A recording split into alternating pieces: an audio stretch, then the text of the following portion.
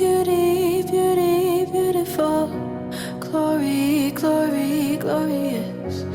You are. You are. Beauty, beauty, beautiful. Glory, glory, glorious. You are. Olá, povo precioso, tudo bem com vocês? Puxa, pra mim sempre é maravilhoso, mas hoje parece que um pouco mais, porque hoje, enfim, eu vou poder partilhar com vocês um princípio que transformou minha vida de uma forma muito profunda, extremamente muito profunda. Eu jamais posso esquecer, de um ponto de registro que aconteceu comigo na Rua dos Veleiros, lá no Marinos do Campeche. Assim, é incrível saber que dentro daquele quarto, na outra casinha, lá no Camarinhas, onde o Pai começou a se revelar para mim de uma forma muito profunda, aquilo que Ele tinha me dito aquele dia, Ele iria me mostrar nos detalhes na Bíblia Sagrada. Bom, Ele já havia me ensinado até nessa época, coisa que nós já vamos falar, que é sobre a alma, não necessariamente hoje, mas nós vamos gravar já logo falando sobre a alma. Mas quando Ele me mostrou nos detalhes, em Jesus, eu fiquei extremamente encantado. Primeiro, Ele havia me dito já os princípios da alma e como a alma funcionava, iniciando a me explicar sobre refúgio e refúgio, a diferença das vozes, e aquilo mexeu muito comigo na época. E nesse exato período que eu estava no Marinos do Campeche, foi justamente no momento em que Ele estava me explicando sobre a estrutura de Jesus. E Ele começou a me mostrar que existia uma distorção relacionada a Jesus. Ou seja, é como se houvesse dois Jesus. Um Jesus construído pela mentalidade religiosa sistêmica da sociedade ou da comunidade cristã em si, e o Jesus, o Filho de Deus. E uma das coisas que mexeram muito comigo é que exatamente nesse dia onde o Pai me deu esse ponto de registro que eu quero compartilhar com vocês, eu estava num pico de alma tão grande, assim, sempre quando eu tinha alguns problemas de alma, assim, a primeira coisa que acontecia era que eu dava um jeito de me desaparecer. E é justamente sobre isso que nós vamos falar hoje. Nós vamos falar do Getsemane, nós vamos falar de Jesus, o Filho de Deus. Nós vamos falar o princípio que Jesus nos deixou aqui para nós sabermos como lidar com as nossas almas. Bom, eu estava deitado na cama e naquele dia eu estava disposto a ir ao limite da minha alma e deixar aquilo aflorar até onde não tivesse mais jeito. Quando eu digo aflorar, era não ter medo das coisas que iam brotar dentro do meu interior, não ter medo de dizer coisas ruins para Deus, porque afinal de contas eu sei que Ele estava ali e que Deus também trabalha com sã consciência. O Pai leva muito em consideração aquilo que você diz em sã consciência. Quando você está debaixo de um jugo almático, você diz algo para Ele, isso para Ele não importa. Ele quer ouvir aquilo que você diz em espírito. Ele quer ouvir aquilo que você diz em sã consciência, sem intromissão, interferência ou intermitência da sua alma. Ele quer ouvir aquilo que o seu espírito quer dizer. Isso para Ele é muito importante. A parte da alma Ele escuta com muito carinho porque Ele te ama, mas isso não é tão importante para Ele. Então eu estava disposto a deixar minha alma até o limite, quer seja nas palavras que eu podia dizer para Ele, que podiam ser coisas desconfortáveis, ou até mesmo aquela situação interna da gente, aquela mistura de angústia, agonia, aquela sensação que o ar começa a ficar rarefeito e você começa a entrar numa pilha almática tão grande que parece que você vai morrer, parece que você vai ter um troço. E aquele dia eu já achei que eu ia ter quase um infarto de coração, estou dizendo para vocês. Eu cheguei a um pico almático tão grande que eu achei que eu ia morrer de verdade, no literal, de tão profundo que ficou aquilo em cima da cama. Eu não estava aguentando mais, eu no meio daquele lamaçal misturado, mergulhado dentro das profundezas de angústia, tristeza, mágoa, frustração, ofensa, aquela coiseira toda misturada. Eu já não sabia o que fazer, eu estava querendo quase desistir daquela proposta de querer ir até o fim. Quando praticamente chegou no meu limite, eu escutei o Pai me dizendo uma frase maravilhosa e em seguida a voz de Jesus dizendo assim, ó: a minha alma está angustiada até a morte. Quando eu escutei aquele texto, meus guerreiros, quando eu escutei aquele texto, povo lindo, minha alma tá angustiada até a morte, eu quase entrei em colapso. Eu falei, meu Deus! Naquela hora parou tudo, assim, sabe? Aquela crise interna meio que deu uma estancada. Eu falei, meu Deus, pai, ele tem uma alma, cara. Ele tem uma alma, eu não acredito, ele tem uma alma. Naquela hora já desmistificou e caiu aquela venda de um Jesus para o outro Jesus. Naquela hora eu já entendi às claras que existia o Jesus religioso, construído pela mentalidade sistêmica religiosa das pessoas, e o Jesus verdadeiro, genuíno, o verdadeiro Filho de Deus. O verdadeiro Filho de Deus. Gente, vocês não sabem a empolgação que eu fiquei. Eu falei, pai, ele tem uma alma, ele tem uma alma, ele tem uma alma, eu não acredito, ele tem uma alma. E o pai falou assim, abre lá para eu poder te explicar o que está escrito lá, para eu poder te ensinar. E eu falei, gente, peraí, você está na onde mesmo? Foi quando eu abri aqui no livro de Getsemane e o pai começou a me mostrar todos os princípios que ele já havia me dito antes, sem eu ler a Bíblia Sagrada. Quando eu fiquei trancafiado com ele 2 anos dentro de uma casa, expressamente 4 meses, a Bíblia não estava lá dentro do meu quarto. Estava eu e o pai somente. Aí você pode dizer, Wagner, como é que você garante que... Queridos, antes de eu ficar trancafiado, eu estudava 16 horas por dia da Bíblia Sagrada. Um dos assuntos que eu mais mexi durante toda a minha caminhada cristã foi com o Novo Testamento. O Antigo também, teoricamente, já dei aula de teologia do Antigo Testamento, mas o que eu mais mantinha os meus olhos era no Novo Testamento. Eu li muito isso aqui. Então, assim, não é que eu já sabia de tudo, mas também não era tão leigo assim naquilo que estava escrito. Mas as revelações de Filho, o desatar dos códigos, sabe? A realidade de Jesus, ela ainda não era genuína e profunda ainda. Ela ainda não tinha sido liberada para mim. Os textos eu tinha consciência de onde eles estavam, como é que eles eram, como é que funcionava mais ou menos, e tinha até recebido já do próprio Pai algumas revelações um pouco mais profundas, mas não na realidade de Filho, daquilo que o Pai havia nos mostrado em si, que foi muito bonito. Bom, eu queria que você abrisse primeiro em Mateus, no capítulo 26, versículo 36. É a passagem do Getsemane, aonde Jesus levou os seus discípulos. Algo também que eu não queria que você esquecesse é que não só o Pai havia me mostrado esses textos, os princípios de como lidar com a alma. Eu lembro de eu perguntar para ele, pai, como é que eu faço para acabar com essa alma, de eu destruir com essa alma de uma vez? E o Pai falou assim, Wagner, não é assim que funciona. Não é assim que funciona. Existe um grupo muito grande de pessoas tentando matar a alma e destruir a alma. Eu não quero que ela morra. Eu quero que ela esteja ao meu serviço. Aí eu me lembrei do princípio que ele tinha me dito. Ele falou, Wagner, sua alma se parece mais com o mundo ou com Jesus? Eu falei, a minha parece com o mundo. Ele falou, pois bem, então ela está a serviço de quem? Do diabo ou de mim? Eu falei, ai! Foi quando eu percebi de verdade que o diabo não era um ser burro, um ser inconsequente, pelo contrário.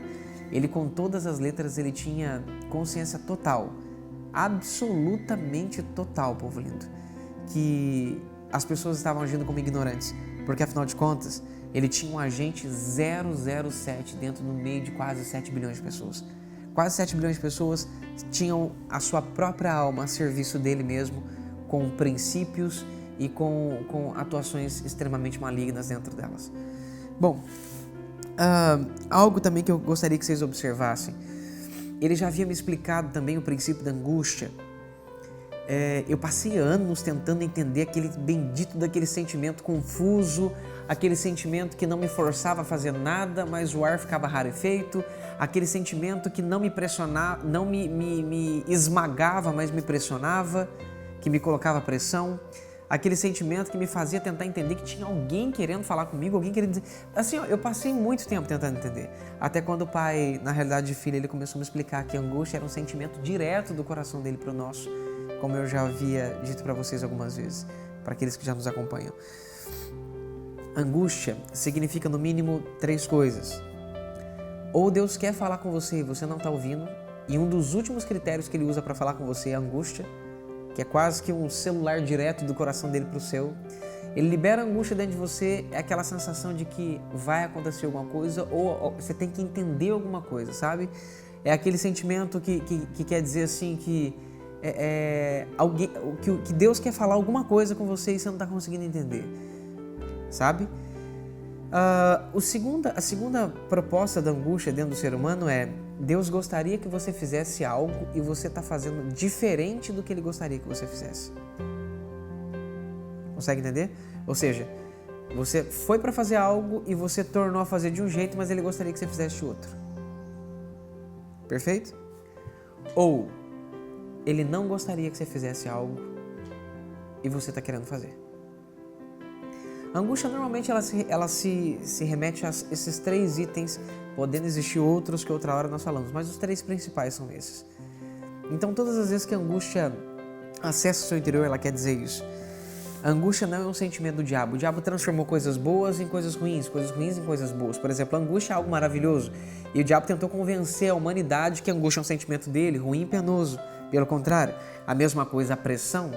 A pressão é algo extremamente de Deus. Seu globo ocular precisa de pressão, seu sangue precisa de pressão arterial, seu coração precisa de pressão, suas juntas e medulas precisam de pressão para ganhar o devido formato. Você precisa de uma pressão atmosférica para estar de pé. Você precisa de uma pressão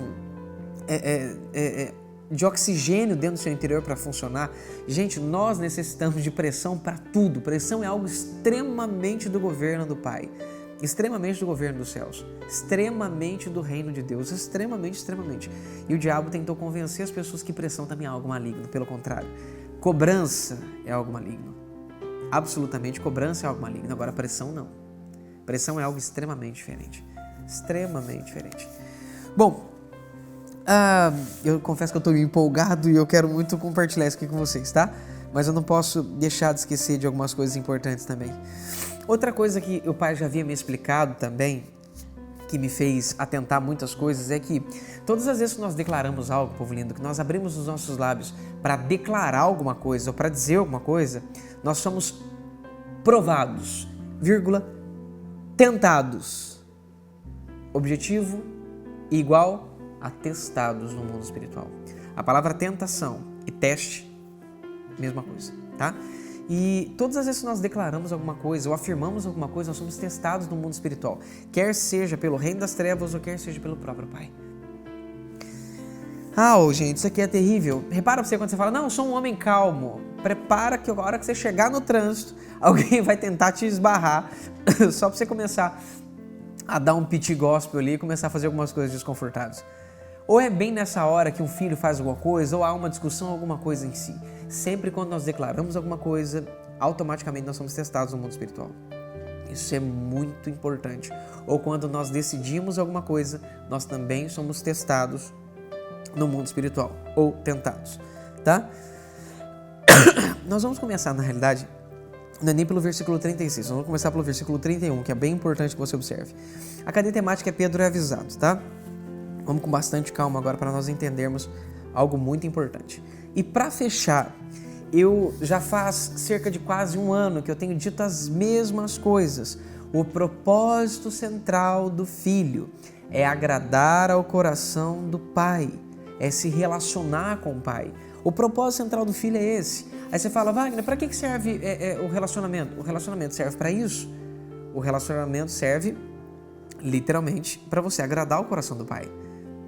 E a proposta central e o propósito do Filho é agradar o coração do Pai. E uma das coisas que me faz pensar muito é que as pessoas elas não conseguem compreender isso, elas não conseguem entender a importância disso. E agradar ao coração do Pai e se relacionar com o Pai também é ser livre de problemas, ser livre de inúmeras complicações que acontecem, que são acometidas a qualquer ser humano da Terra, menos aos que se relacionam e àqueles que agradam o coração de Deus. A esses, as coisas são muito diferentes. Existem textos no Antigo Testamento tão profundos, que falam sobre que aqueles que agradam o coração do Pai recebem herança de infiéis, recebem proteção de Deus. Gente, existem textos que dizem no Antigo Testamento, como por exemplo, se Deus for o nosso Pai, não há necessidade de haver muros para que nos proteja. E nem tampouco as bestas feras vão se encontrar conosco ou vão tentar produzir alguma coisa que traga algum malefício para nós, porque afinal de contas Ele vai ser a nossa proteção. Então, assim, gente, existe um caminho de maior excelência para aquele que se relaciona e para aquele que agrada o coração do Pai. Eu estou falando dos mais altos níveis que você pode imaginar. Algo que o ser humano foi presenteadíssimo de nós podermos estarmos com o Pai. Entende? Então, guarde algo no seu coração, com todas as letras. Agradar o coração de Deus e se relacionar com Ele também nos é dado como proteção, tá?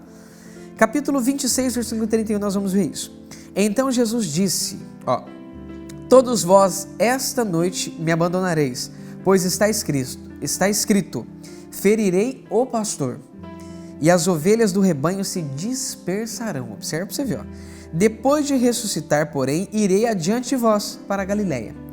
33. Pedro disse, ainda que todos te abandonem. Todo mundo, gente, presta atenção. Todo mundo tá com a boquinha fechada aqui. Só Pedro que me abre a boca para falar alguma coisa. Pedro lhe disse, ainda que todos te abandonem, mestre. Ainda que todos te abandonem, eu nunca te abandonarei. Olha para você ver, Ele teve uma decisão de fazer uma declaração dessa. E agora ele fez uma declaração. Ele acabou de abrir no mundo espiritual a oportunidade para ele ser testado. Está vendo a importância de nós tomarmos cuidado com as decisões que nós temos e as declarações que nós damos? Nós temos que ser muito conscientes naquilo que nós dizemos. Verso 34. Disse-lhe Jesus, em verdade te digo que, nesta mesma noite, antes que o galo cante, 3 vezes me negarás. Jesus está ajudando Pedro, dizendo para ele assim, Pedroca, meu amigo, olha, você vai ser testado, cara, e pelo governo dos céus. Não para que o Pai descubra o que está dentro do seu coração, Pedro, porque o Pai não precisa testar ninguém para isso. O Pai vai testar você para que você descubra seu interior. Pedro, não dá para fazer declarações almáticas para um pai espiritual. Filhos são espirituais e não só almáticos. A alma dos filhos está em completa submissão ao espírito dos filhos. E nesse seu caso, Pedro, você tem uma alma controlando o seu espírito. E você acabou de fazer uma declaração almática, Pedro, que você não vai conseguir sustentar. Para isso, você vai ser testado, para você descobrir o seu verdadeiro interior. É para isso que o teste de Deus serve. O teste de Deus não serve para poder demonstrar seus erros às pessoas, ou quem pouco revelar a Deus o que está dentro do seu coração. Pelo contrário, Pedro, o teste do Pai serve para isso. O teste do Pai serve para revelar o seu interior para você mesmo, para que você aprenda a lavar a sua alma, para que você aprenda a limpar seu interior junto do Espírito Santo, junto do Espírito do Pai, para que você agrade ao coração do Pai no momento que você se relaciona com Ele. Foi isso que Jesus disse para ele nesse exato momento. Verso 35, disse-lhe Pedro, ainda que me seja necessário morrer contigo, nunca te negarei. E todos os discípulos lhe disseram o mesmo. A diferença é que todos fizeram, menos Pedro. Ai, coisa boa. Verso 36, gente, não se esqueça que só Pedro negou, tá? Os demais não fizeram isso. 36, então Jesus foi com eles a um lugar chamado Getsemane, tá? Em português. E disse aos seus discípulos, assentai-vos aqui, enquanto vou ali orar, tá? Assentai-vos aqui enquanto vou ali orar.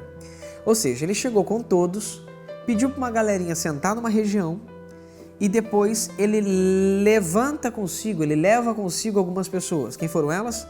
Aquele grupinho do barquinho, levando consigo Pedro e os 2 filhos de Zebedeu. Quem que são os 2 filhos de Zebedeu? Pedro, Tiago, João, com Jesus. Olha que legal. Agora, olha que incrível. Quando eu li isso aqui, gente, os códigos já estavam dentro de mim. Quando eu li isso aqui, eu entrei em colapso. Eu falei, meu Pai Celeste, começou a entristecer-se e a angustiar-se muito. Eu falei, ai, gente do céu, Jesus está angustiando, não acredito. Jesus tem uma alma, cara, ele tem uma alma, meu Deus do céu, gente, ele é igualzinho a gente. Na hora já me desceu aquele fio às claras, eu falei, peraí, gente, há uma diferença do Jesus evangélico e o Jesus modelo. O Jesus evangélico é aquele Jesus que quando a gente está dentro de um lugar, a gente fala assim, gente, peraí, se Jesus pode, eu também posso. Aí todo mundo, para com esse negócio aí, Jesus é Jesus, rapaz, não tente se comparar a Jesus, não, peraí. Jesus é o modelo proferido por Moisés, profetizado por Moisés. Jesus não é o exemplo esse que ninguém consegue ser igual, não. Jesus, ele é um modelo a ser seguido. O que ele viveu, o que ele vive, todos nós podemos viver, porque ele é o primogênito entre muitos. Ele é literalmente o nosso modelo. Foi quando caiu aquele véu da diferença do Jesus evangélico, que mais se parece com um ser arrogante, prepotente, do que esse Jesus compassivo, maravilhoso e amoroso, que é igualzinho o Pai dele e que reflete e revela verdadeiramente quem é o Pai dele. De verdade ele revela o Pai dele, sabe? Eu falei, uau, cara, Jesus está se angustiando. Na hora já me desceu o fio, na hora eu falei, Jesus não quer morrer na cruz. Eu não acredito, cara, Jesus não quer morrer, mano. Eu falei, pai, o que você está mostrando para mim? E nessa hora eu estava completamente movido pelo sentimento informativo. Ele bateu, pum, me fez lembrar daquilo que ele já tinha ensinado e na hora começou a me mostrar, encaixar isso dentro dos textos. Eu falei, meu Deus do céu. Verso 38, então lhes disse, a minha alma está cheia de tristeza mortal. Ficai aqui e vigiai comigo, monitorai junto comigo, ficai aqui e vigiai. Eu lembrei nessa hora de um outro princípio que o pai tinha me dito, que eu falei, puxa vida, gente, tá tudo aqui, meu Deus, tá tudo num texto só. O princípio que o pai tinha me dito, o pai falou assim, Wagner, todas as vezes que você dá às pessoas aquilo que é exclusivamente meu, ou seja, aquilo que você deveria dar somente a mim, você está permitindo que essa pessoa te frustre, porque você vai tentar extrair dela algo que ela não é capaz de fazer. Somente eu sou capaz de fazer para você. Ou seja, quando você coloca a confiança numa pessoa, confiança essa que somente Deus pode suprir, somente o Pai pode manifestar ela para você, ou seja, executar, cumprir ela para você, você faz com que essa pessoa, ela te frustre, porque ela vai falhar com você. Você vai criar uma expectativa que ela possa fazer, ou melhor dizendo, um projeto de expectativa que ela vai fazer, vai aplicar a sua expectativa em cima disso e, infelizmente, Wagner, ela não vai cumprir. E você vai ficar frustrado com ela. E, no grosso modo, frustrado comigo. Eu falei, ai. Eu falei, meu Pai Celeste. E no momento que eu li isso aqui, já me desceu o fio. Ficai aqui para vigiar comigo. Eu falei, tá. Indo um pouco adiante, prostrou-se sobre o seu rosto, orando e dizendo. Bom, quem já acompanhou algumas lives, já viu com todas as letras e alguns outros vídeos, que eu já afirmei inúmeras vezes, que oração no conceito de Jesus é bem diferente do que a gente está acostumado. Oração no conceito de Jesus é relacionamento. Oração no conceito de Jesus não é falar para os céus, ficar falando. Não. Oração no conceito de Jesus é relacionamento, povo lindo. Observe um grande detalhe que você precisa ver. Ó. Indo um pouco adiante, prostrou-se sobre o seu rosto, orando e dizendo. Se oração fosse falar, estaria prostrou-se sobre o seu rosto, orando. Meu Pai. Não, aqui está dizendo orando e dizendo. Oração é uma coisa e falar ou dizer é outra coisa completamente diferente. Eu fiquei fascinado, era o pai mostrou isso aqui. Olha para você ver o relacionamento entre ele e o pai dele. Olha, estar perto, meu pai, junto, expressando para o pai dele o que está dentro do coração dele. Um outro princípio que eu lembrei muito importante, presta atenção. Para nós lavarmos as nossas almas e limparmos as nossas almas, tem um princípio crucial. O único capaz de limpar a sua alma é o Pai. Ou o Pai diretamente ou ele através do Filho. É o único princípio que existe, é a única forma disso acontecer. A única forma da sua alma ser limpa e tratada. Não tem outro jeito para isso acontecer. Então o que acontece? Todas as vezes que você tem um problema almático, você está mal, você está sentindo triste, ao invés de você procurar zonas de refúgio e refúgio, o que é refúgio e refúgio para você poder entender? Refúgio e refúgio.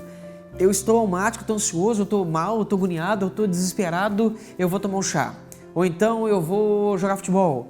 Ou então eu vou mexer no WhatsApp. Ou então eu vou entrar no Facebook. Ou então eu vou assistir um filme. Ou então eu vou dirigir um carro, uma moto. Eu vou tomar banho, eu vou no banheiro fazer o 2. Eu vou tomar banho, eu vou fazer qualquer coisa que me proporcione um mínimo de prazer.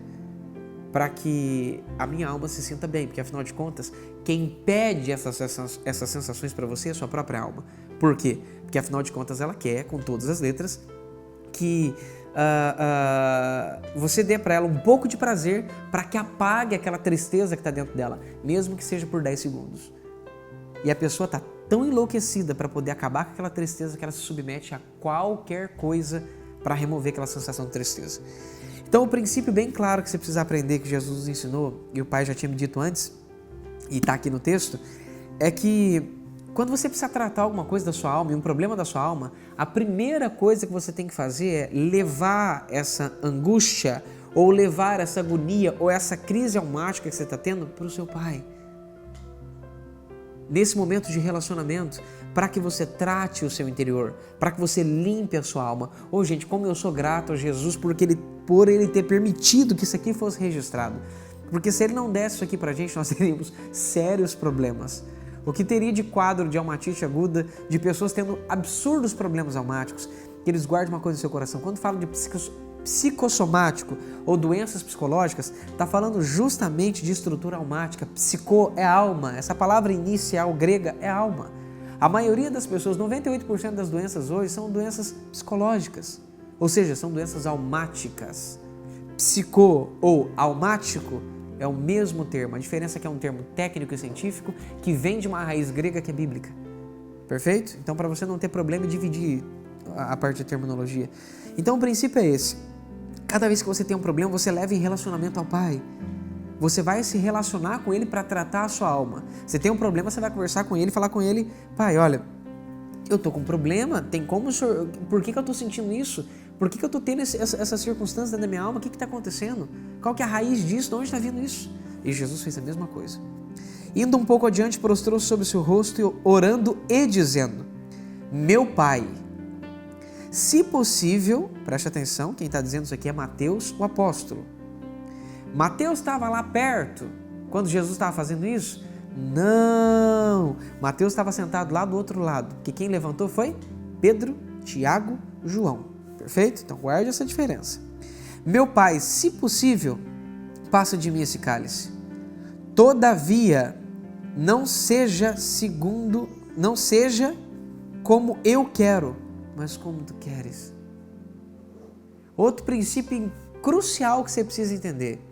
Quando nós estamos diante de um relacionamento com o Pai, a primeira coisa que nós temos que guardar, o ser humano ele se tornou almático no Éden, absolutamente no Éden. Foi ali que ele decidiu ser pai de si mesmo, decidindo sem o conceito do Pai, sem o consentimento do Pai. Ou seja, ele decidiu por si mesmo, ele não chegou diante do Pai e falou assim, Pai, o que você acha que eu deveria fazer? Eva comeu do fruto e está querendo dar para mim? O senhor acha que eu deveria fazer isso ou não? Porque afinal de contas, o senhor tinha dito para a gente que não era para a gente fazer isso. Não, pelo contrário. Ele decidiu por si mesmo, foi e comeu. Naquele exato momento, ele se tornou pai de si mesmo. Ele permitiu que a sua própria alma se tornasse o seu próprio Deus. E é aí que vem o grande ponto crucial. Meu Pai, o Senhor é meu Pai, se possível, passa de mim esse cálice. A palavra cálice aqui, ela traz um sentido metafórico no grego. Ela traz o sentido de obra. O verdadeiro sentido e significado de obra. E Jesus está falando, meu Pai, se possível, passa de mim esse cálice. Antes de nós continuarmos a parte aqui da alma, só lembrando uma coisa clássica aqui, ó. A minha alma está angustiada até a morte. Jesus começou a angustiar-se. Por que ele começou a se angustiar? Porque afinal de contas, ele não queria morrer na cruz. Wagner, como que não? Está aqui, ó. Meu Pai, se possível, passa de mim essa obra. Ele não queria morrer. Ele ficou tão almático que ele não queria morrer mais. A alma começou a tomar conta do corpo dele. A diferença é que o Espírito de Jesus estava limpo. O Espírito de Jesus estava limpo, absolutamente limpo. E a alma de Jesus estava suja com os pecados alheios e não com os dele. Quando a nossa alma está limpa dos nossos próprios pecados, das sujeiras que nós promovemos, da nossa bagagem geracional e assim subconsequentemente, nós não temos força para lutar. Mas aqui não, o caso de Jesus é diferente. Olha que coisa linda, que é justamente o que ele quer que nós façamos. Ele explica o procedimento para nós fazermos isso aqui logo embaixo. Aqui nós já vimos que ele estava angustiado, ele não queria morrer, porque afinal de contas, ele diz com a própria boca, afasta de mim essa obra. E por isso que a palavra angústia está aqui em cima. Ou seja, angústia é um sentimento que o pai dá para o filho quando o filho não quer fazer algo que ele gostaria que ele fizesse. Está aqui o próprio pai acessando o coração de Jesus, porque Jesus naquele momento ele estava tão fechado que ele não queria ouvir o pai. Que ele não queria morrer. Algo que acontece com todos nós todo o tempo. Como é bom descobrir Jesus, o Filho de Deus, e não o Jesus exemplo. O Jesus tremendo, incrível. Porque, gente, na boa, eu lembro de falar para o pai, eu falei, pai, seria ilusório dizer, nós temos em Hebreus dizendo que nós temos um sumo sacerdote que em tudo foi tentado.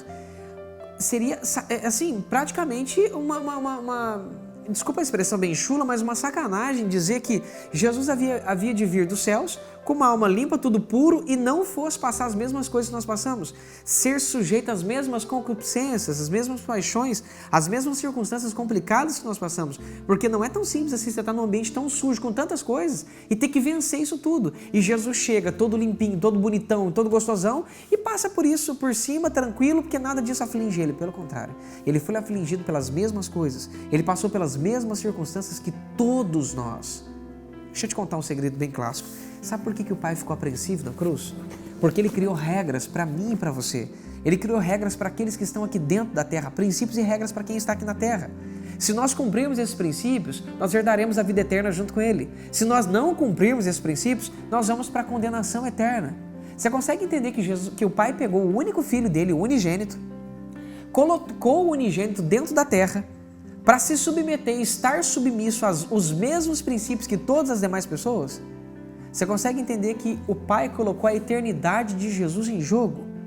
Jesus continuou sendo eterno, a diferença é que ele poderia ser, a partir do momento que ele passou na terra, eternamente condenado ou eternamente eterno com o Pai.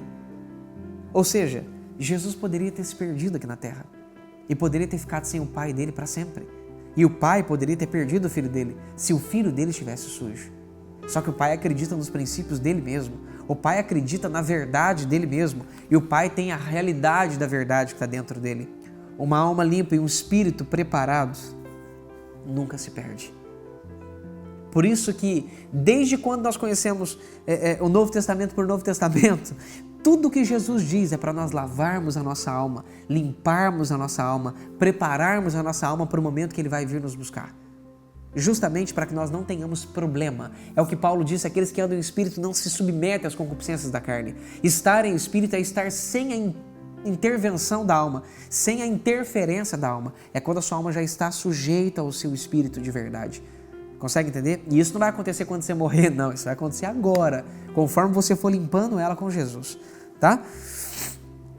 Aí Jesus fala que, todavia, não seja como eu quero, tá vendo? Quero, vontade, alma, mas como tu queres. Por quê? Porque o Senhor é meu Pai. Não vai ser feito como a minha alma quer. Você consegue entender? Aqui Jesus aplicou um outro princípio que o Pai tinha me ensinado, que eu quase fiquei louco. Eu falei, meu Deus, tá tudo aqui no texto. Eu comecei a ficar enlouquecido.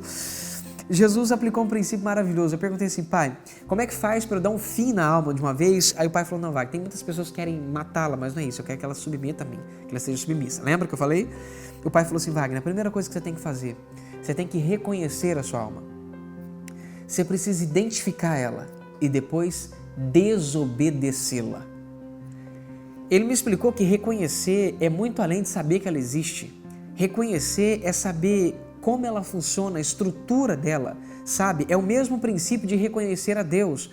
A mesma estrutura que você tem que ter de reconhecê-lo e temê-lo, você tem que aprender a reconhecer a sua alma e conhecer as estruturas dela, o que ela é capaz de fazer, o que ela pode fazer junto com você. Foi quando eu comecei a ter inúmeras experiências com a minha alma e descobri que ela é capaz de falar e tentar imitar a voz de Deus e fazer coisas terríveis, terríveis, terríveis, terríveis conosco.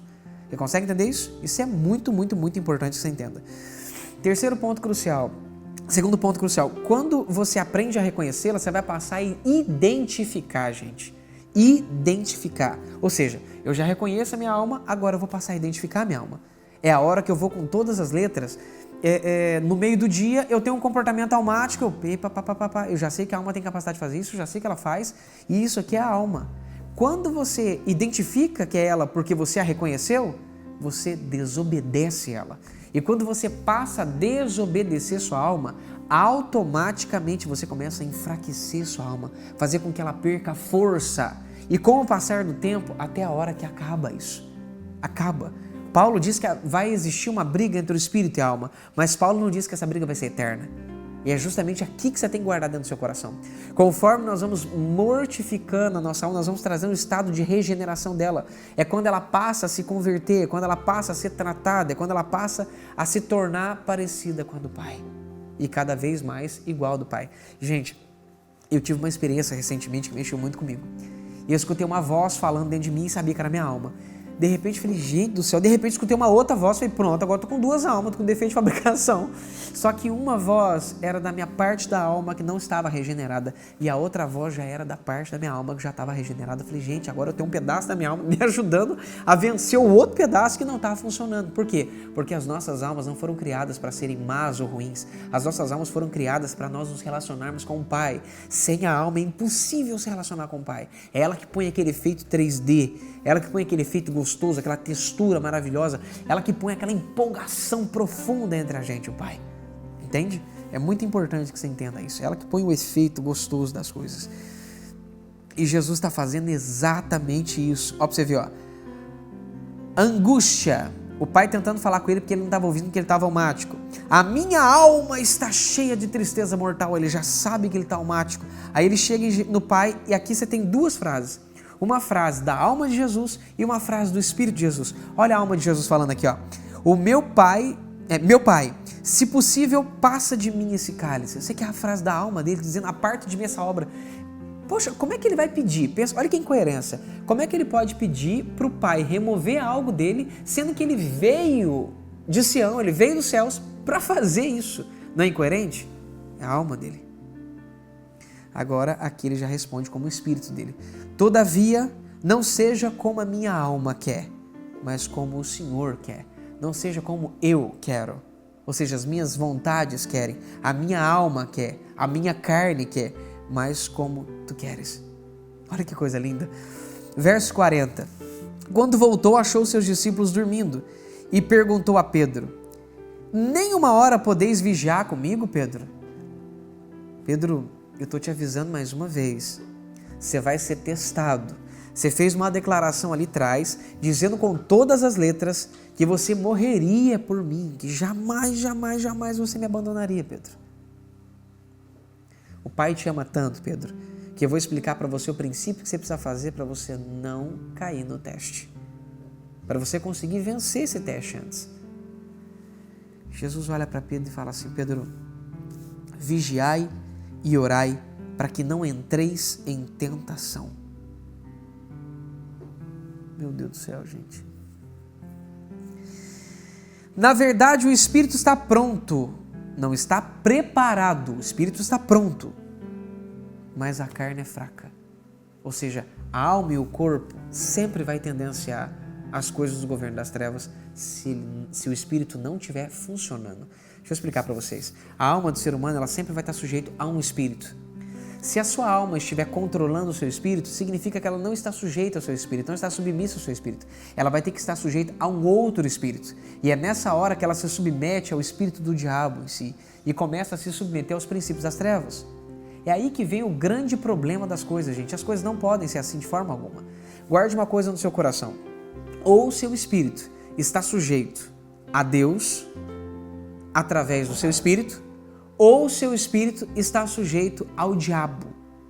Então, uma vez que a sua alma está aprisionando o seu espírito, a primeira coisa que você tem que guardar dentro do seu coração é que ela não vai estar sujeita ao seu espírito, sendo que ela está aprisionando o seu espírito. Então ela vai ficar sujeita aos princípios da carne, ela vai ficar sujeita aos princípios das trevas em si.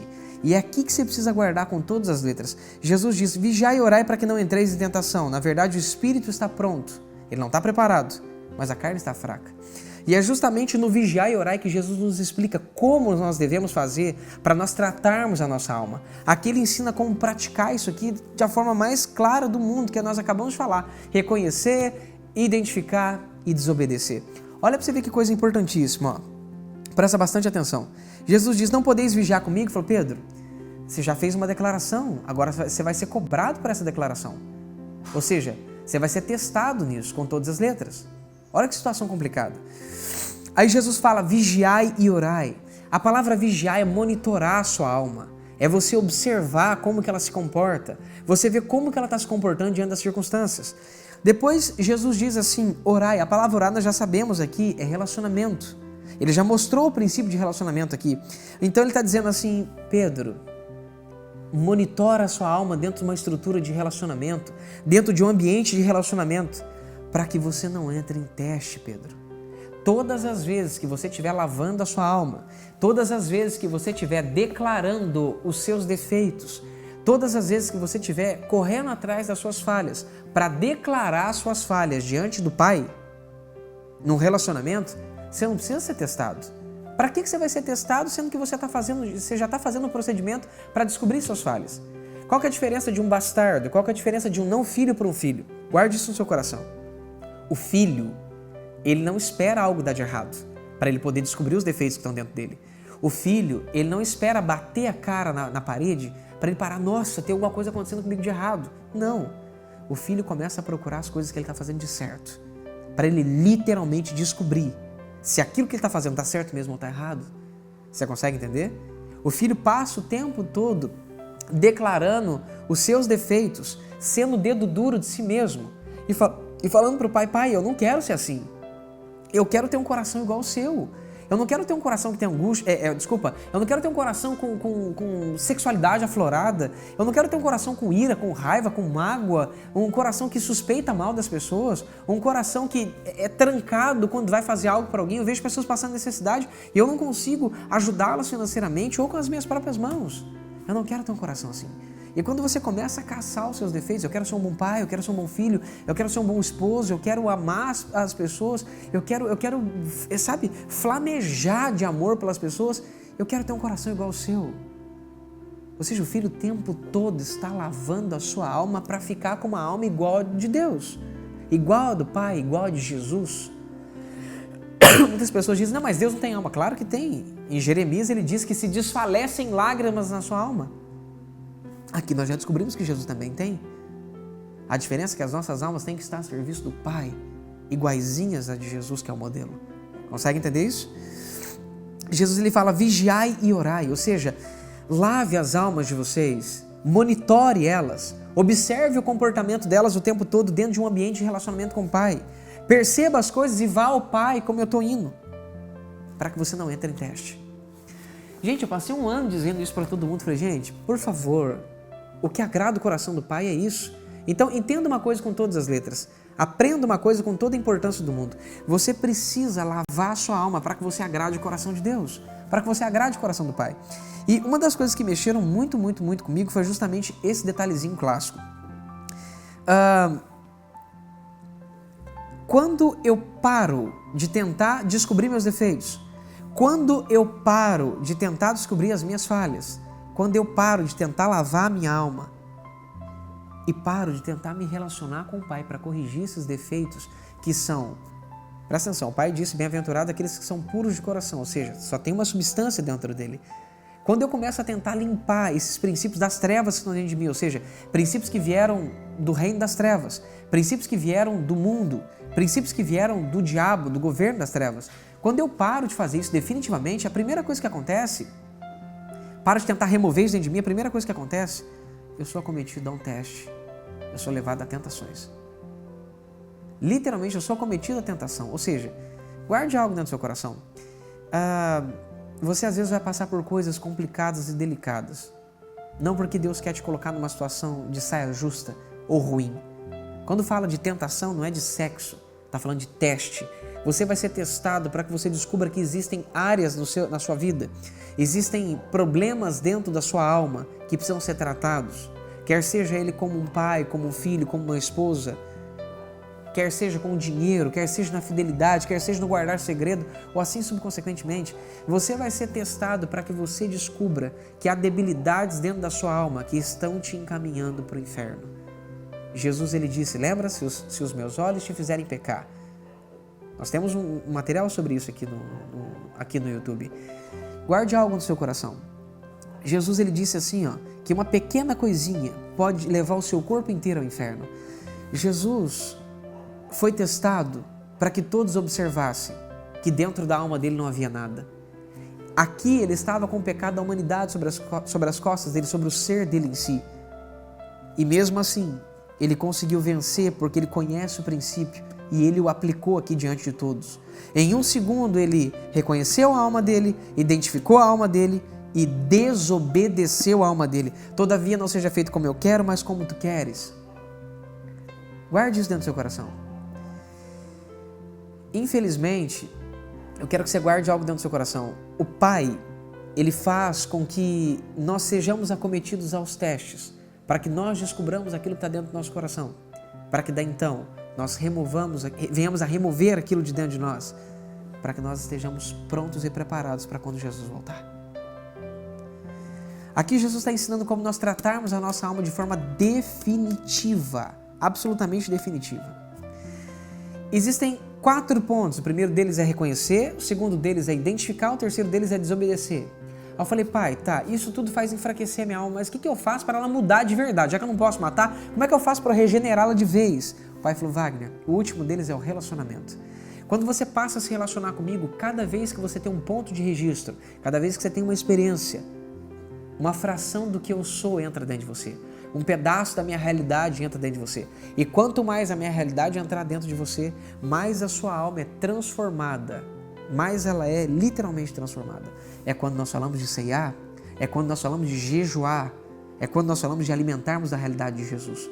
Quando nós alimentamos a realidade de Jesus, automaticamente quem Deus é entra dentro de nós. E a nossa alma passa a ser transformada de uma alma que estava sujeita às trevas para uma alma sujeita à luz. A uma alma que vivia em trevas, em ignorância, para agora viver em luz, em conhecimento. Uma alma que estava debaixo do poder de Satanás, para agora estar debaixo do poder de Jesus, na luz de verdade, debaixo do reconhecimento de quem o Pai é. É isso que nós precisamos guardar dentro do nosso coração. Ai, gente, que coisa boa! Eu tô doidinho aqui. Vamos continuar que tem muita coisa maravilhosa. Na verdade, o Espírito está pronto, mas a carne é fraca. Nós já entendemos isso aqui. Verso 42. Indo pela segunda vez, orou dizendo. Ele foi a primeira e foi a segunda. Orou dizendo, meu Pai, se esse cálice não pode passar de mim, sem que eu o beba, faça-se a tua vontade. Tá vendo? Olha a alma dele brigando com ele. Ele identifica, reconhece e desobedece. A alma dele não desiste. Coloca para arrochar de novo, porque afinal de contas ela estava carregada com o pecado da humanidade sobre ela. Existia ali uma bagagem geracional. Não se esqueça que Jesus veio da geração dos Moabitas. Para quem não sabe, os Moabitas foram gerados de Ló e suas filhas. Ló fez sexo com as próprias filhas e Jesus veio dessa geração. Havia já uma bagagem geracional que Jesus estava carregando. Todos nós carregamos isso. Por isso que nós precisamos de uma identidade de filho, sermos restaurados como filho, reconhecermos ao Pai como nosso Pai, para que Ele restaure as nossas almas e destrua esse jugo, essa bagagem geracional, essa identidade passada. Entende? Esse jugo geracional que estava sobre nós. Por isso que Isaías diz que verdadeiramente Ele tomou sobre si as nossas dores, o castigo nos traz a paz estava sobre Ele, sobre as suas pesaduras estamos sarados. Ali está dizendo que, nesse mesmo texto, está dizendo que a bagagem geracional, aquilo que estava sobre nós, as nossas iniquidades, que a bagagem geracional é removida em Jesus. Você consegue entender? A realidade de filho de Jesus remove esse jugo geracional. Vamos lá, vamos continuar. 42. Indo pela segunda vez, orou dizendo, meu Pai, se este cálice, se essa obra não pode passar de mim sem que eu a beba, sem que eu a cumpra, que é o significado da palavra beber aqui, faça-se a tua vontade. Verso 43. Quando voltou, achou-os outra vez dormindo, porque os seus olhos estavam pesados. Por que os discípulos estavam dormindo? Você vai observar aqui no texto que eles estavam almáticos, assim como Jesus. 44. Deixou-os novamente e foi orar pela terceira vez, dizendo as mesmas palavras. O próprio Jesus pediu para nós não usarmos de vãs repetições. Será que ele não está almático aqui agora não? O pai falou para mim assim, Wagner, eu vou mostrar para você 3 erros que Jesus fez. 3 erros que Jesus cometeu. O primeiro deles, ele ficou almático. Nós já vimos o primeiro aqui. Segundo deles, Jesus colocou por um minuto a confiança que ele tinha no Pai, nos discípulos. Ele esperou que os discípulos pudessem fazer alguma coisa para eles. Primeiro, os discípulos não eram filhos. E o princípio é, o pai vai tratar o seu interior, ou por ele diretamente, ou através de um filho. Os discípulos naquela hora não eram filhos ainda. Eles se tornam filhos no finalzinho, quando Jesus diz, no começo ele diz, já não sois mais meus amigos, já não sois mais meus servos, agora sois meus amigos. E quando Jesus ressuscita, ele diz, avisa aos meus irmãos, opa, ó que legal, ó, que eu vou para o Deus deles, para o meu Deus, para o pai deles, para o meu pai. Ali eles já eram filhos, mas aqueles não são filhos ainda. Jesus coloca aqui uma confiabilidade, uma confiança nos discípulos, sendo que ele não era para ter colocado. Observa para você ver a frase que Jesus diz depois. Ó, ainda dormis e descansai? Ué, Jesus estava esperando que eles pudessem fazer alguma coisa. Foi até eles, foi até o Pai, foi até eles, foi até o Pai. Por quê? Porque ele estava em profunda angústia dentro do interior dela, aquela luta, eu não quero morrer, e eu preciso morrer, eu não quero morrer, eu preciso morrer, eu não quero morrer. E ele ficou dividindo isso, sendo que ele deveria estar só com o Pai e não com os discípulos. Aquele era o momento de tratar a alma dele só com o Pai e não com os discípulos. Outro ponto crucial. Ai, coisa linda. Jesus repete as mesmas frases. As mesmas coisas. 3 vezes. Ele sabe que não há necessidade de repetir as mesmas palavras sempre. Ele mesmo nos pediu para não fazermos isso. Aqui nós já observamos 3 erros de Jesus. Não estou dizendo de 3 pecados. Eu estou dizendo 3 erros que Jesus cometeu. Sabe o que isso faz? É eu amar Ele absurdamente, sabe por quê? Porque hoje eu sei que Ele é exatamente como eu e você. Hoje eu sei que se Ele conseguiu, nós conseguimos. Ele é verdadeiramente o nosso modelo a sermos seguidos. Modelo esse que nos dá a capacidade e condição de praticarmos o que Ele vive. Ele não é um religioso arrogante, prepotente, soberbo e cheio de si mesmo, que veio aqui numa condição privilegiada de todo mundo e passou por cima de todo mundo e saiu o bambambam da balachita. Pelo contrário, Ele é lindo, fofo e maravilhoso. Ele literalmente viveu o que nós vivemos e venceu, nos dando a chave de como vencermos aqui no Getsemane. Lavando as nossas almas e removendo aquilo que nos faz pecar, aquilo que nos faz falhar, que é a intromissão da nossa alma, é o forçar, porque a alma não pede, ela intromete, ela força a barra. Por isso que tudo que é forçado, tudo que tem que ser é almático. E aqui a alma está dizendo para Jesus, aparta de mim esse cálice. Você vai ver isso. E eu vou mostrar mais um detalhezinho de Jesus no outro livro aqui de Marcos, tá? Quando voltou, achou-os outra vez dormindo, porque os seus olhos estavam pesados. Deixou-os novamente e foi orar pela 3ª vez, dizendo as mesmas palavras. Olha lá. 45. Então voltou para os discípulos e lhes disse, ainda dormis e descansais? Olhai, é chegada a hora, e o Filho do Homem será entregue nas mãos dos pecadores. Levantai-vos, partamos. Vede, o traidor se aproxima. Vamos agora lá para Marcos capítulo 14, 27. Vamos lá. Vem comigo, Marcos 14, 27. Olha que coisa linda. Marcos capítulo 14, versículo 27. Mesmo capítulo de Pedro, vou passar rápido para vocês observarem. Todos vós esta noite me abandonareis, pois está escrito, ferirei o pastor e as ovelhas se dispersarão. Depois que eu tiver ressurgido, porém, irei mediante a vós para a Galiléia. Lembrando que o livro de Marcos é o livro mais quente daquela época, foi ditado por Pedro, tá? E tem muita credibilidade na tradição judaica. 29, declarou Pedro, ainda que todos te abandonem, eu nunca te abandonarei. Verso 30, respondeu-lhe Jesus, em verdade te digo que hoje, esta noite, antes que o galo cante 2 vezes, 3 vezes me negarás. Observa que em Mateus não tem esses detalhes às claras, mas aqui em Marcos tem. Por quê? Porque foi Pedro que ouviu. Por isso que ele está dizendo às claras o que ele ouviu. Perfeito? Agora eu quero que você observe que quem está narrando esse texto aqui não é Mateus. Mateus não estava pertinho de Jesus. Quem estava pertinho de Jesus era quem? Pedro, Tiago. Tiago não tem o evangelho escrito, então era Pedro, Tiago e João. Por isso que existem detalhes que você vai encontrar aqui que você não vai encontrar em Mateus. Perfeito? Vamos lá. Olha que legal. Aqui, 30, né? Respondeu-lhe Jesus, em verdade te digo, que hoje, esta noite, antes que o galo cante 2 vezes, 3 vezes me negarás. 31. Pedro, porém, insistia com mais veemência, ainda que me seja necessário morrer contigo, de modo nenhum te negarei. Da mesma maneira disseram todos. E repete agora a mesma coisa que está em Mateus. Verso 32. Foram ao lugar chamado Getsêmane, e Jesus disse aos discípulos: assentai-vos aqui enquanto eu oro. Eu vou me relacionar. Vocês não sabem o que é isso por enquanto, mas vocês vão aprender comigo hoje, nessa noite, que eu vou deixar vocês registrar essa coisa maravilhosa, que eu vou deixar o mundo inteiro feliz, porque eu vou explicar para vocês como tratar a alma de vocês. Verso 33.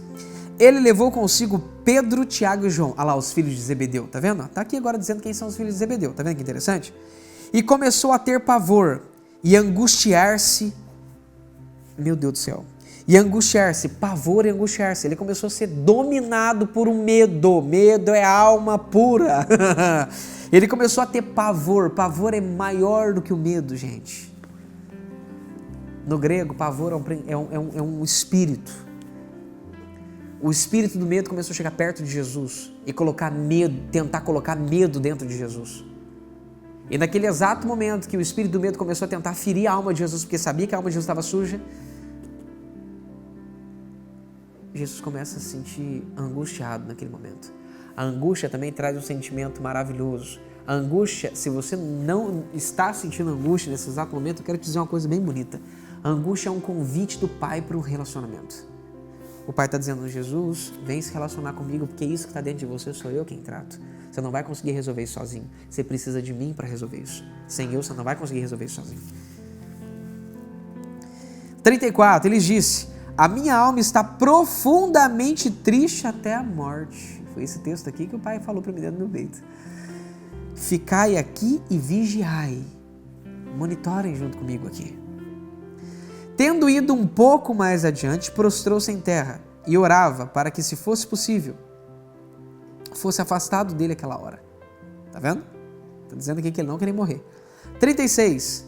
Abba, sós, fonte, minha fonte, da onde eu venho, raiz da minha identidade, restaurador da identidade da humanidade, restaurador da alma de todo indivíduo que queira e que quer. Abba, Abba Pai, todas as coisas te são possíveis.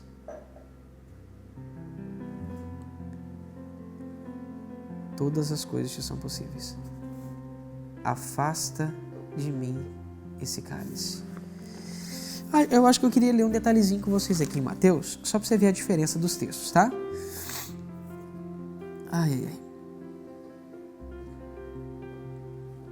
No verso 39, observa para você ver que Mateus está escrevendo um texto que ele não estava perto para ouvir. Então ele ouviu falar. Como ele ouviu falar, ele tentou preservar a imagem de Jesus. Meu Pai, se possível, passa de mim esse cálice. Todavia não seja como eu quero, mas como tu queres. Olha, Mateus. Pai, aqui educação. Se for possível, o senhor não é obrigado. Se possível, o senhor afasta de mim esse cálice. É isso que Mateus está escrevendo. Agora vamos ver o que Pedro registrou do que Jesus falou de verdade? Olha aqui para você ver que interessante. Abba, Pai, eu sei quem o Senhor é. Eu sei sua identidade. Eu sei que o Senhor é a fonte de tudo. Eu sei que tudo e todas as coisas são possíveis dentro do seu interior. O Senhor é a fonte de tudo, todo o poder, toda a autoridade, tudo está dentro de ti. Não há nada que eu possa pedir para o Senhor que o Senhor não possa fazer. O Senhor é o só, o Senhor é a fonte. O Senhor é o princípio da existência. O Senhor é a realidade manifesta. Não há nada, não tem como o Senhor dizer para mim que o Senhor não pode dizer para mim que o Senhor não pode. Não tem como o Senhor falar para mim que não tem como o Senhor fazer, porque eu te conheço. Todas as coisas te são possíveis. Eu sei que é. Ponto. Afasta de mim esse cálice. Aqui Jesus não está pedindo, não. Aqui Jesus está quase mandando o Pai fazer. Olha o nível da alma dele, onde chegou. Olha o nível da alma dele. Ele está quase mandando no Pai aqui. Está vendo mais um erro de Jesus? Jesus não deixa o Pai na condição dele escolher o que ele quer fazer ou se ele não quer. Ele está dizendo, eu sei quem é você. É aquela ideia de você chegar numa pessoa, você sabe que ela tem dinheiro, porque você olhou na carteira dela que tem dinheiro. E você olha no seu amigo e fala assim, aqui, não adianta esconder de mim não. Eu sei que tem dinheiro na sua carteira, você é meu amigo, nós somos brothers, você já precisou de mim várias vezes, tá? Eu estou precisando de R$200. Você me empresta? É tentar colocar a pessoa numa condição onde ela não tem escolha. Tá vendo a frase que Jesus fez aqui? Isso eu nunca tinha enxergado na minha vida. Quem me mostrou foi o Pai. Eu nunca tinha enxergado isso aqui. Eu fiquei quase com a mesma boca aberta que você está aí agora, eu também fiquei. Não seja, porém, o que eu quero, e sim o que tu queres. Nesse exato momento ele faz a mesma aplicação. Ele reconhece a alma dele, identifica a alma dele e desobedece. Não seja, porém, o que eu quero, e sim o que tu queres. 37. Então voltou aos seus discípulos e encontrou-os dormindo e disse a Pedro: Simão, tu dormes? Não podeis vigiar nem uma hora comigo? Você disse que você jamais ia me abandonar, rapaz? Você disse que você jamais ia me negar? Já está me abandonando, negro. Você já está me abandonando. Você acabou de me abandonar, Pedro. E agora? 38. Vigiai e orai, para que não entreis em tentação. Não podeis vigiar nem uma hora? Vigiai e orai para que não entreis em tentação. Pedro, monitora a sua alma, Pedro. Observa a sua alma dentro de um relacionamento, porque senão você vai ser testado. E é isso que vocês precisam entender dentro do coração de vocês. Por que eu disse que aqueles que agradam o coração de Deus dentro de um relacionamento são livres de várias coisas e estão sendo protegidos? Porque, queridos, se você não monitorar a sua alma, se você não lavar a sua alma dentro de um ambiente de relacionamento, sabe o que vai acontecer? Você vai ser testado. Não vai ter como fugir disso aqui. Então é melhor você lavar a sua alma para descobrir ela do que você literalmente ser pego desprevenido. Mais dia ou menos dia você vai ser tentado. Eu jamais trairei a minha esposa. Prepara, porque agora há uma declaração sua no mundo espiritual. Logo, logo você vai ser tentado com uma mulher, e não vai ser qualquer mulher, vai ser uma mulher terrível. Você vai ser testado com ela se esse é o seu problema. Não tem problema com dinheiro. Você vai estar num dia que você está precisando de muito dinheiro e vai ser muito fácil você poder roubar alguém. Ninguém vai saber, só você e Deus vai saber. Na hora que você menos perceber, você vai acabar fazendo isso. E vai ficar muito mal. O que eu fiz? Você não precisa ficar triste com isso. O Pai só quer que você descubra que esse mal está inserido dentro de você e que você precisa lavar a sua alma. Descobrir as raízes disso. Ir até o Pai e dizer: Pai, por que eu faço isso? Da onde veio isso? Descobrir a raiz disso, remover e passar a monitorar a sua alma. Dentro desse relacionamento seu com o Pai. Para que você seja livre disso. E a sua alma de verdade seja enfraquecida. Porque quando você descobrir, você vai desobedecer ela. Entendeu como é que funciona? Beleza pura. O espírito, na verdade, está pronto, mas a carne é fraca. 39. Foi outra vez e orou, dizendo as mesmas palavras. Tá vendo?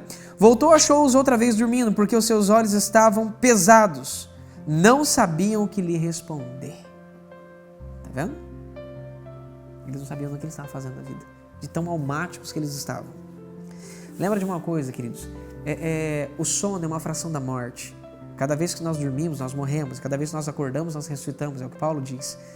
Guarde algo no seu coração com todas as letras. Todas as letras. Quando passamos a querer dormir toda hora, dormir toda hora, dormir toda hora, é porque nós somos tristes. Você entende? A tristeza vai invadindo o ser humano e vai fazer o ser humano ficar triste. Ele vai ficando mal, vai ficando para baixo. E toda hora que ele encosta, ele quer dormir. Principalmente quando se trata de Deus. Ou seja, se eu vou escutar algo do Pai, algo de Deus, e começa a me dar sono, é porque eu estou frustrado com Ele. Aquilo gerou um trauma. Minha alma está traumatizada com Deus. Eu me ofendi com Ele por algo que Ele deixou de fazer. Em alguma altura do campeonato, eu criei um projeto de expectativa. Eu imaginei que ia ser de um jeito. Não foi. Aí eu coloquei minha expectativa aguardando para que fosse daquele jeito. Não foi daquele jeito. Eu me ofendi. Coloquei culpa em Deus. Me frustrei com Ele e aquilo causou um trauma na minha alma. E agora que eu estou frustrado com Deus, porque eu estou com trauma com Deus, automaticamente tudo que vem de Deus me vem como tristeza. Então isso começa a produzir sono, começa a produzir desinteresse, faz com que eu não tenha vontade de fazer nada para Ele. Você consegue me entender? Ai, coisa linda.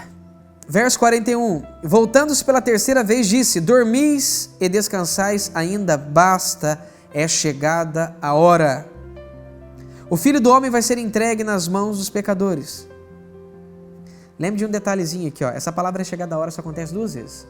Jesus diz a Maria: ainda não é chegada a minha hora, e diz aqui: é chegada a hora. Depois nós vamos falar de Caná da Galileia, tá? Numa outra oportunidade. O Filho do Homem vai ser entregue nas mãos dos pecadores. Levantai-vos, vamos, aí vem o meu traidor. Agora, vamos lá para Lucas rapidinho. Lucas 22, 39. Lucas traz uns detalhes bem interessantes, muito interessante. Como Lucas era grego, Lucas gostava das coisas sobrenaturais. Ele gostava dos detalhes sobre-humanos. Vamos lá rapidinho aqui para vocês verem algo bem legal. Lucas capítulo 22, versículo 39. Vamos ler o 31 para você observar que coisa interessante. Ó. 31. Simão, Simão, Satanás vos pediu para vos peneirar. Simão, Satanás vos pediu para vos peneirar como trigo. Mas eu roguei por ti, para que a tua fé não se desfaleça. E tu, quando te converteres, fortaleça os teus irmãos. Ou seja, Jesus está avisando a ele que ainda o coração dele ainda não é de Jesus. Tá? E pelo coração dele não ser de Jesus, Satanás já tinha influência sobre o coração de Pedro. Lembra? Jesus está dizendo, eu preciso morrer e tal. De repente, Jesus olha para Pedro e fala assim, para trás de mim, Satanás. Pedro era um discípulo que andava com Jesus, estava com Jesus, ouvia Jesus, comia com Jesus, ouvia o evangelho do reino da boca de Jesus, estava ouvindo acerca do Pai com Jesus, tocou em Jesus, viu em Jesus e tinha acabado de ficar endemoniado. Lembra? Os demônios entram no coração e no corpo de discípulos, entra na alma de discípulos, mas não entra dentro do corpo e nem da alma do Filho de Deus. Um filho está livre de ficar endemoniado. Entendeu a diferença? Isso é muito importante que você saiba. 33. Respondeu-lhe Pedro, Senhor, estou pronto para ir contigo para a prisão e para a morte. 34. Tornou Jesus, digo-te, Pedro, que não cantarás hoje o galo antes que 3 vezes me negue que me conheces. 35. Então Jesus perguntou, vos mandei sem bolsas, sem sacolas de viagens ou sandálias. Faltou-vos alguma coisa? Responderam eles, nada. Disse-lhes, pois agora aquele que tiver bolsa, tome-a, como também a sacola de viagem. E o que não tem espada, venda a sua capa e compre uma. Digo-vos que é necessário que se cumpra em mim o que está escrito. Com os malfeitores foi contado. Sim, como está escrito, de mim será cumprido. Com os malfeitores foi contado. Sim, o que está escrito de mim será cumprido. 38. Disseram-lhe, Senhor, aqui estão as tuas 2 espadas. Respondeu-lhe Jesus, basta. Ou seja, eles já estavam entendendo que Jesus estava dizendo ali sobre comprar a espada e comprar essas demais coisas. E Jesus estava falando aqui, se prepara, gente. Porque afinal de contas, eu disse para vocês que vocês só iriam jejuar quando o noivo fosse tirado de vocês. Enquanto o noivo estiver com vocês, vocês não precisam jejuar. Mas quando o noivo for tirado de vocês, vocês precisam jejuar. E o jejum no conceito de Jesus não é ficar sem comer. O jejum no conceito de Jesus é lavar a alma, como está lá em Isaías 58. Quando Jesus é removido de nós precisamos lavar as nossas almas para que nós ficamos iguais a Ele. Ou seja, quando Ele está perto, Ele está permanecendo em nós.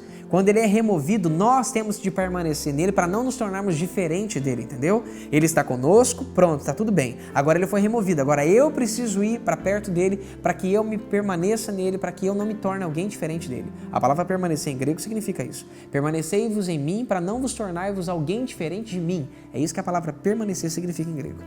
Tá? O sentido dela e o significado dela. Getsêmani de Lucas. Jesus saiu e, como de costume, ou seja, ir para aquela região era normal, foi para o Monte das Oliveiras e os seus discípulos o seguiram. Quando chegou ao lugar, disse-lhes, orai para que não entreis em tentação. Relacionamento, gente, é o segredo de serem livres dos testes. 41. Afastou-se um pouco deles e, colocando-se de joelhos, orava, dizendo, tá vendo? Orando e dizendo, Pai, se queres, passa de mim este cálice. Todavia, não se faça a minha vontade, mas a tua. Mesma coisa.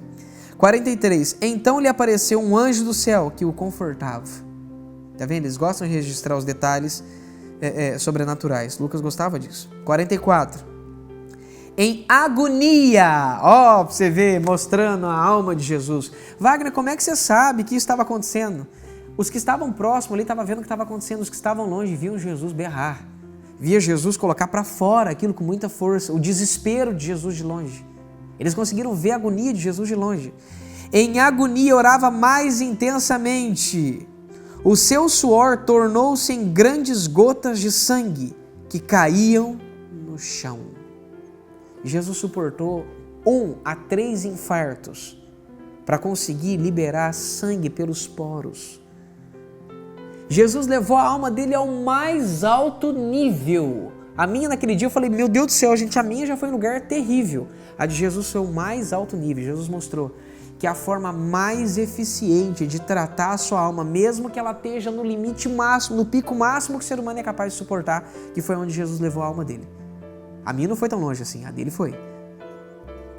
O jeito correto é vigiar e orar. Lavar a sua alma, tratar a sua alma para que ela seja igual a de Jesus. E monitorar a sua alma o tempo todo para que ela não se comporte diferente de Jesus. Isso tudo dentro de um ambiente de relacionamento. Se relacionando com o Pai. Esse é o segredo para se viver de verdade com o Pai. E grandes gotas de sangue caíam no chão. Levantando-se da oração, foi ter com os discípulos e os achou dormindo, dominados pela tristeza. Tá vendo? A alma deles? Dominados pela tristeza. Tá aqui, ó. Aí a pessoa vai lá, comer cultural, né? Você chega lá, por exemplo, no Nordeste, acaba de comer um negocinho, entra no computador, dá sono. Acaba de almoçar, dá sono. Ah, vamos tirar um bode, como eles dizem. Por que o pessoal do Nordeste, do Norte, normalmente tem esse hábito? Porque é uma nação subjugada. É uma nação onde o evangelho tem dificuldade de chegar lá. É uma nação onde a política não investe. É uma nação onde as pessoas sofrem terrivelmente e vivem paupérrimamente. Vivem extremamente mal. Por isso que é natural eles terem uma vida muito mais almática do que normal. Não é uma região onde é normal carinho, beijo, abraço. Não é uma região onde é normal ter uma boa figura de um pai. Não é uma região onde uma família é estruturada. A grande maioria das pessoas vivem aglomerados, mas não vivem bem. A grande maioria das pessoas. Por isso que eles passam a maioria do dia deles almáticos. Comeu, está com sono? Guarde uma coisa no seu coração, faça um paralelo. Pense em algo que você ama muito fazer e que te realiza. Não estou falando que você gosta, só que te realiza. Você faria depois do almoço? Você, meu irmão, que gosta de sexo, você acabou de almoçar e você está ligadão na sua esposa. Depois do almoço você vai sentir sono se você tiver um momento de intimidade com a sua esposa? Tenha certeza absoluta que isso não vai acontecer. Sabe por quê? Porque você está fazendo algo que você gosta. O sono depois do almoço, passar o dia todo querendo dormir, escutar coisas como essa, escutar princípios do Pai, princípios de Jesus e começar a ter sono, só é um sinal que você está almático e frustrado com Deus. Absolutamente frustrado com Deus. E que isso precisa de se vigiar e orar. Porque em um curto espaço de tempo, você vai ser acometido a um teste para você descobrir os males que estão dentro da sua alma. E não que Deus queira te machucar. Continuando o texto 46, e disse-lhes, por que estáis dormindo? Levantai-vos e orai, para que não entreis em tentação. Essa palavra levantai-vos aqui está trazendo o sentido de desperta, tu que dormes. Levanta-te do teu conforto.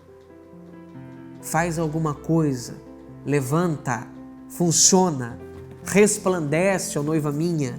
Vamos, levanta para se relacionar com Deus. Porque é o segredo para poder remover essa frustração do seu interior. É o segredo para tirar isso dentro de você. Queridos, eu quero dizer para vocês que eu sou extremamente grato ao Pai de nos permitir que Jesus registrasse isso aqui. Porque se nós não tivéssemos isso aqui, nós íamos ficar presos dentro de um jugo almático.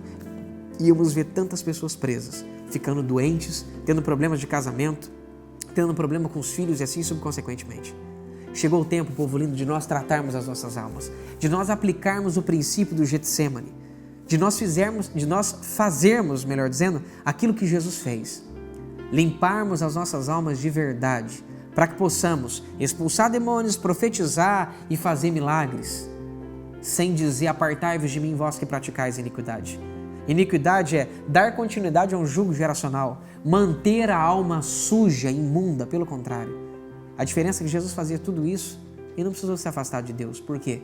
Porque afinal de contas a alma dele era santa e pura. Estava suja de pecados alheios e não os dele propriamente dizendo. Então, guarde algo dentro do seu coração. O tempo é chegado e é chegada a hora de nós tratarmos o nosso interior, termos uma alma igual a de Jesus, nos alimentarmos da realidade de Jesus, ceiarmos da carne de Jesus, do sangue dele, para estarmos preparados para a volta dele definitivamente. Chegou o tempo de vigiarmos e orarmos, para não precisarmos entrar em tentação. Porque aquele que está lavando a sua alma e está se relacionando com Deus, não precisa ser testado. O teste só serve para você descobrir como a sua alma verdadeiramente está. Que o Pai possa te abençoar preciosamente e poderosamente e que seja um tempo de avanço para o seu relacionamento com o Pai. Tchau, tchau.